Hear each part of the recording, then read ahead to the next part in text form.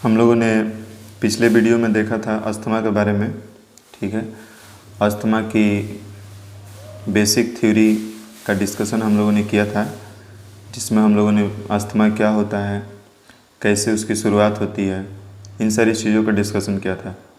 उसी टॉपिक पे आगे बढ़ते हुए इस नेक्स्ट वीडियो में हम लोग डिस्कशन करेंगे एंटी एस्थमेटिक ड्रग्स के बारे में। कौन कौन सी ड्रग्स हैं जो ब्रोंकियल अस्थमा पे ब्रोंकियल अस्थमेटिक डिसऑर्डर में काम करती हैं, उनका डिस्कशन हम लोग एक एक करके करेंगे। ठीक है, तो सबसे पहले मैं आपको ये जो पेज दिखा रहा हूँ, इस पर मैं जितनी भी ड्रग्स हैं जो अस्थमेटिक पेशेंट में यूज की जाती हैं उनका एक ओवरव्यू ले लेते हैं। उसके बाद से हम लोग एक एक करके एक एक ड्रग्स का डिस्कशन करेंगे। ठीक है, तो सबसे पहले हम लोग ये देख लेते हैं। तो ब्रोंकियल अस्थमा में जितने भी ड्रग की कैटेगरी बनाई गई हैं जो ब्रोंकियल अस्थमा के ऊपर काम करती हैं, तो जो मेन जो कैटेगरी हैं वो 5 हैं। कौन कौन सी हैं? तो एक हैं ब्रोंकोडाइलेटर्स हैं, उसके बाद से ल्यूकोट्राइन एंटागोनिस्ट्स हैं, फिर हैं मास्ट सेल स्टेबलाइजर्स हैं, फिर कॉर्टिकोस्टेरॉइड्स हैं। ठीक है, फिर उसके बाद से एंटी आईजी एंटीबॉडी है। ठीक है, ये 5 मेन कैटेगरी हो गई। अब इनमें सब कैटेगरी भी हैं, जैसे ब्रोंकोडाइलेटर्स में 3 सब कैटेगरी हैं। तो एक है B2 सिम्पैथोमिमेटिक्स का, दूसरा है मिथाइलजेंथिन्स का, तीसरा है एंटीकोलिनर्जिक्स का। ठीक है, उसी तरह से कॉर्टिकोस्टेरॉइड्स में भी 2 सब कैटेगरी हैं, सिस्टमेटिक और इनहेलेशनल। ठीक है, तो इन दो में ब्रोंकोडाइलेटर्स और कॉर्टिकोस्टेरॉइड्स में 2 सब टॉपिक्स भी हैं। ठीक है, और इसमें जितने भी आपको दिख रहे हैं साल्ब्यूटामॉल, टॉर्बिटोलिन, बम्बिट्रॉल, सेल्मेट्रॉल या फिर ल्यूकोट्राइन एंटागोनिस्ट में मोंटिलोक्लास्ट, जेफिरलोक्लास्ट, इसमें मस्ट सेल स्टेबलाइजर्स में सोडियम क्रोमोग्लाइकेट, कीटोटिफेन, इन सारी चीज़ों का हम लोग इन सारी ड्रग्स का डिस्कशन एक एक करके एक एक वीडियो में करेंगे। ठीक है, तो आज हम लोग जिसका डिस्कशन करने वाले हैं, तो सबसे पहले हम लोग शुरुआत करते हैं आज ब्रोंकोडाइलेटर्स का। ठीक है, ब्रोंकोडाइलेटर्स को हम लोग आज इस वीडियो में देखते हैं। ठीक है, जैसे कि मैंने आपको बताया कि ब्रोंकियल अस्थमा के ऊपर जितनी भी ड्रग्स काम करती हैं उनका 5 कैटेगरी है। फर्स्ट कैटेगरी है ब्रोंकोडाइलेटर्स, दूसरा है ल्यूकोट्राइन एंटागोनिस्ट, तीसरा मास्ट सेल स्टेबलाइजर्स, चौथा कॉर्टिकोस्टेरॉइड्स, पांचवा एंटी आईजीई एंटीबॉडी। ठीक है, और इन पांचों में से आज हम लोग जिस कैटेगरी का डिस्कशन करेंगे उसका नाम है ब्रोंकोडाइलेटर्स। ठीक है, तो हम लोग इस वीडियो में ब्रोंकोडाइलेटर्स का डिस्कशन करेंगे, जिसमें 3 सब टॉपिक्स हैं, जिनमें 3 सब टॉपिक है, जिसका फर्स्ट है B2 सिम्पैथोमिमेटिक्स, दूसरा है मिथाइलजेंथिन्स और तीसरा है एंटीकोलिनर्जिक्स। इन तीनों का जितना भी ड्रग्स हैं उनका एक एक करके डिस्कशन करेंगे। ठीक है, तो आज हम लोग शुरू करते हैं ब्रोंकोडाइलेटर्स के अंदर B2 सिम्पैथोमिमेटिक्स का। ठीक है, B2 सिम्पैथोमिमेटिक्स क्या होते हैं इनका हम लोग डिस्कशन करेंगे। ठीक है, तो देखते हैं B2 सिम्पैथोमिमेटिक्स के बारे में। ठीक है, B2 सिम्पैथोमिमेटिक्स के अंदर हम लोग कुछ पॉइंट है उसको देख लेते हैं। तो पहला पॉइंट है it is most effective bronchodilator. जैसे कि मैंने कहा था कि ये ब्रोंकोडाइलेटर का ही हम लोग डिस्कशन करेंगे। तो सबसे पहले B2 सिम्पैथोमिमेटिक्स है, तो ये जो है सबसे ज़्यादा इफेक्टिव ब्रोंकोडाइलेटर माना जाता है। ठीक है, ये फास्ट एक्टिंग होते हैं जब इन्हें इनहेल किया जाए। ठीक है, it is fast acting when it is inhaled. It is first line of drug. First line of drug कहने का क्या मतलब हुआ? फर्स्ट लाइन ऑफ ड्रग कहने का मतलब हुआ कि इनको फर्स्ट में प्रेफरेंस दिया जाएगा। जब भी एस्थमेटिक पेशेंट आएगा उसका जो इनिशियल जो ट्रीटमेंट की जो शुरुआत होगी इन्हीं ड्रग से शुरुआत होगी। ठीक है, इसीलिए इनको फर्स्ट लाइन ऑफ ड्रग्स के कैटेगरी में रखा गया है। किनको? B2 सिम्पैथोमिमेटिक्स को। ठीक है, नेक्स्ट हम लोग देख रहे हैं mechanism of action of selective B2 agonist. ठीक है, B2 एगोनिस्ट जो हैं सेलेक्टिव B2 एगोनिस्ट, उनका मैकेनिज्म ऑफ एक्शन क्या होता है उसका हम लोग डिस्कशन करेंगे। ठीक है, तो according to notes this drugs stimulate the B2 receptor so activation of adenyl cyclase enzyme occurs. ठीक है, ये जो B2 सेलेक्टिव B2 एगोनिस्ट के जो ड्रग्स होते हैं वो क्या करते हैं, तो वो एक्टिव करते हैं रिसेप्टर साइट को। ठीक है, वो स्टिमुलेट करते हैं B2 रिसेप्टर साइट को, जिनके वजह से एक्टिव हो जाता है क्या, एडिनाइल साइक्लेज एंजाइम। अब ये एडिनाइल साइक्लेज एंजाइम एक्टिव हो गया तो ये क्या करेगा, तो ये कैंप का प्रोडक्शन करेगा, कैंप का प्रोडक्शन करेगा या फिर कैंप का प्रोडक्शन को इंक्रीज कर देगा। ठीक है, तो ये कैंप के प्रोडक्शन को इंक्रीज करेगा, जिसके वजह से क्या होगा, मसल जो स्मूथ मसल है उनका रिलैक्सेशन हो जाएगा। ठीक है, कैंप क्या होता है, साइक्लिक एडिनोसिन मोनोफॉस्फेट। ठीक है, साइक्लिक एडिनो मोनोफॉस्फेट का प्रोडक्शन बढ़ा देगा।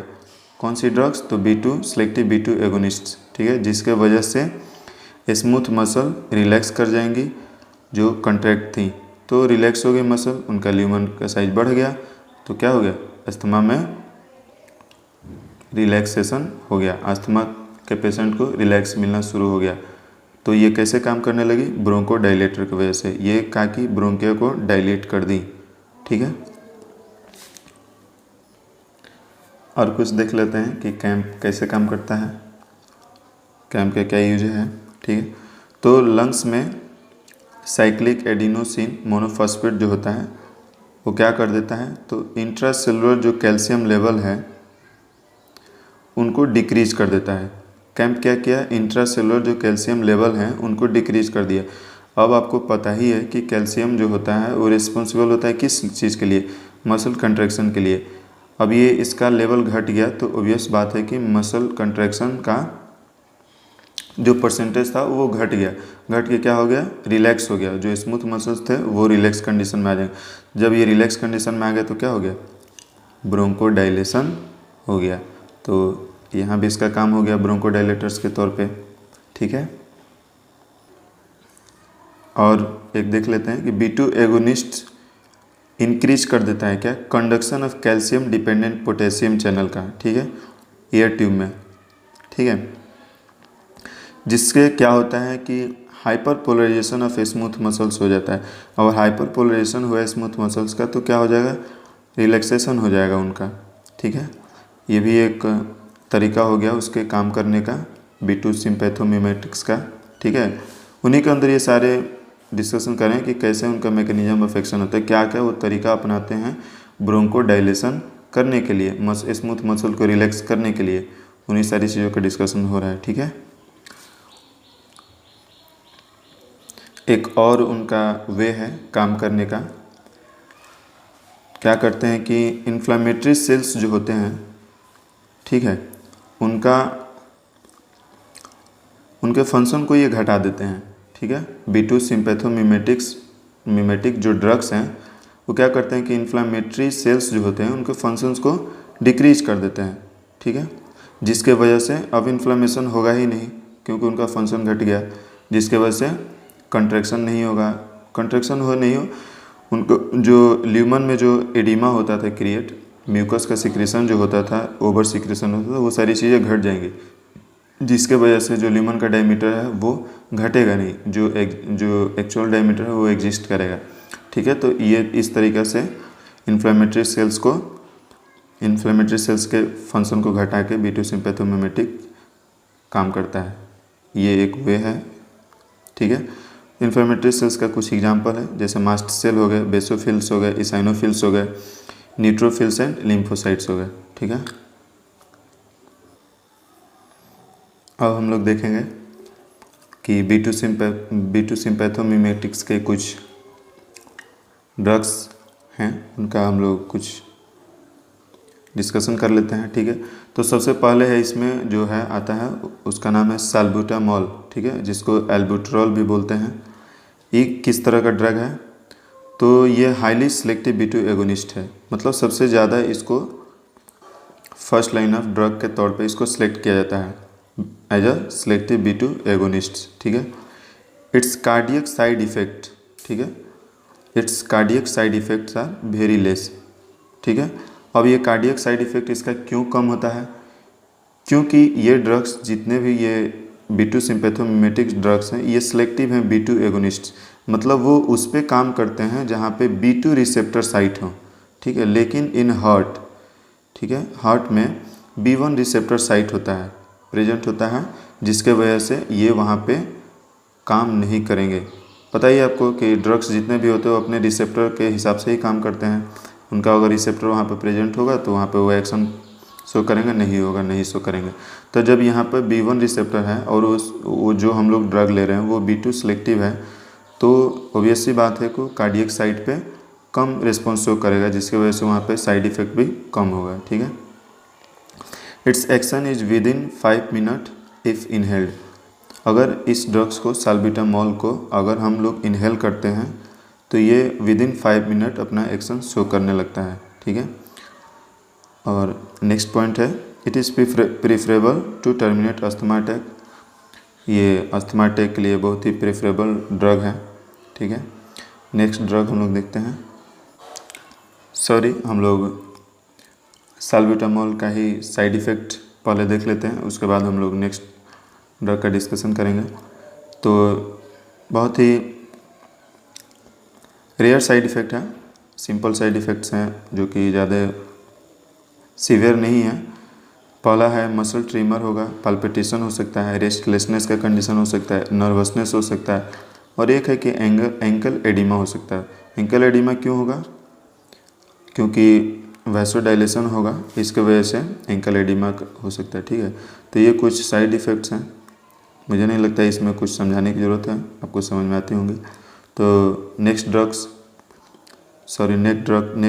का हम लोग डिस्कशन करते हैं।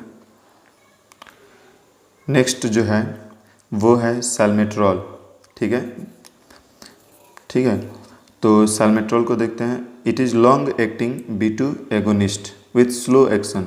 इनका जो एक्शन होता है वो स्लो होता है, ठीक है, लेकिन लॉन्ग एक्टिंग होता है। बोलते हैं ना, एक शॉर्ट एक्टिंग ड्रग्स होते हैं, एक लॉन्ग एक्टिंग ड्रग्स होते हैं। शॉर्ट एक्टिंग ड्रग्स जो होते हैं वो 4-5 आवर ही काम करेंगे, ठीक है। आफ्टर डेट उनका जो पोटेंशियल वो घट जाएगा, ठीक है, वो काम नहीं करेंगे उतना। और जो लॉन्ग एक्टिंग ड्रग्स होते हैं वो 12 आवर 10 आवर तक काम करते हैं, ठीक है। तो उन्हीं के बेसिस पे ये साल्मेट्रॉल जो है ये लॉन्ग एक्टिंग B2 एगोनिस्ट है, जो कि स्लो एक्शन करता है, ठीक है। लॉन्ग एक्टिंग है, लेकिन लॉन्ग एक्टिंग है इसीलिए इसका एक्शन भी स्लो है, धीरे धीरे ये 10 to 12 आवर काम करेगा, ठीक है। इसीलिए इसका मेंटेनेंस थेरेपी के तौर पे इसका यूज करते हैं, ठीक है। It is most preferable for maintenance therapy, ठीक है। और ये लॉन्ग एक्टिंग है, सो इसका यूज करते हैं नॉक्ट्रेंट अस्थमा के लिए, मतलब जो वैसा अस्थमेटिक कंडीशन जो रात में नाइट के समय ज़्यादा मतलब कि कंडीशनड हो जाती हैं, ज़्यादा सीवियरिटी शो करती हैं, और इसीलिए इनका हम लोग रात में यूज़ करते हैं, और इसीलिए इनको नॉक्ट्रेंट अस्थमा में यूज करते हैं, ठीक है। और एक और बात है इम्पोर्टेंट है जो इस ड्रग के लिए, कि ये ड्रग जो है वो ओरली नहीं दिया जाता है, ठीक है। This drug is not given orally, ठीक है। It is